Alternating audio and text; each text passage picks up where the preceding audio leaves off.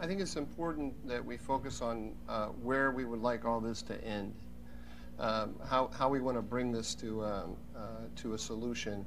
And I think it's important to recognize that we were postured for catastrophic failure in northeastern Syria because we entered into an alliance with the PKK. And the YPG, the Kurdish force that we worked with on the ground, is the PKK.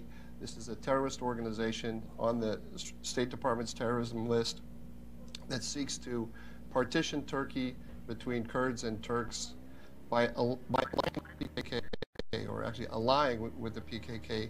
We set ourselves on a collision course with Turkey. That was unwise from a humanitarian point of view, and it was extremely unwise from a strategic point of view.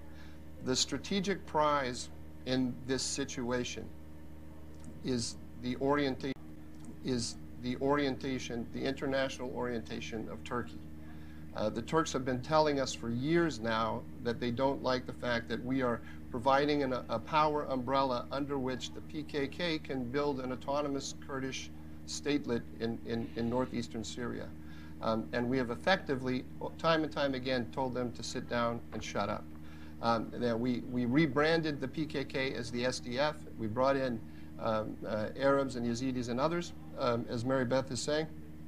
But the power center of that organization always was the PKK. And we should recognize that we lied to ourselves. The Obama administration packaged this as something other than PKK. It successfully propagandized the American people in that regard, but it didn't successfully propagandize the Turks. They're enraged by it. They have been telling us time and time again that this is destroying relations with them, and we chose to ignore it. This is not a question of Erdogan, by the way. The vast majority of Turks support this operation. And that we have to, if we look at the mess that we have there now, we have to recognize that we played a major role in creating that mess. Getting out of it means we need to reestablish good ties with Ankara, productive ties for stabilizing that part of the world.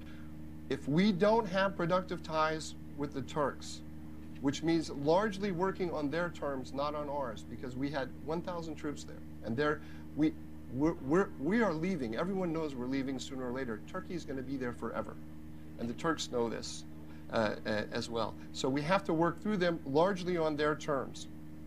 We can have our humanitarian concerns, and we can push them aggressively.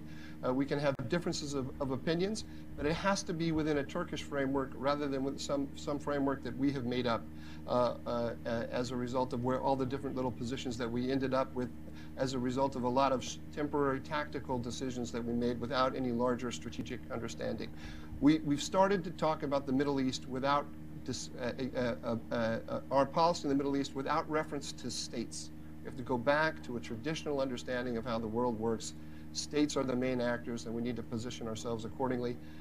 The strategic prize is Turkey, and the strategic goal, when all of this settles, is that we can contain Iran.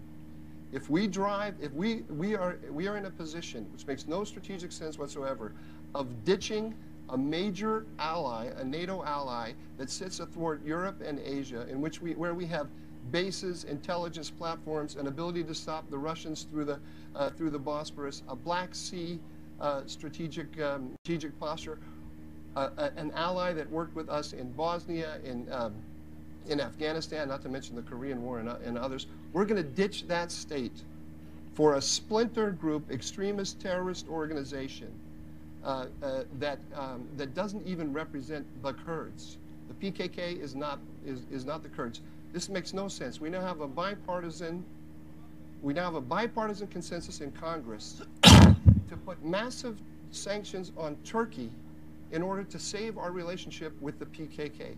How did we get to this position? It makes no sense.